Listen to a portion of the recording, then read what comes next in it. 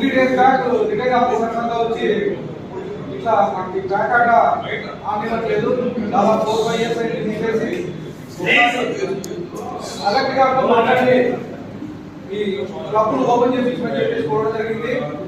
దాంట్లో భాగంగా కలెక్టర్ గారితో మాట్లాడడం జరిగింది. అది నాట్ ఓన్లీ అనంతపూర్, చాలా స్టేట్ లో మొత్తం క్లబ్లని మూసేశారు.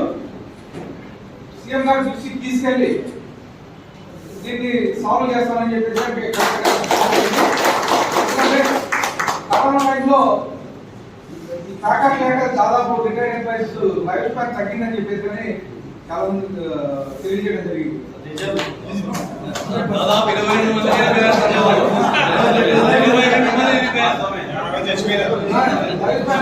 మంది చెప్పేసి అదే విషయం కలెక్టర్ గారు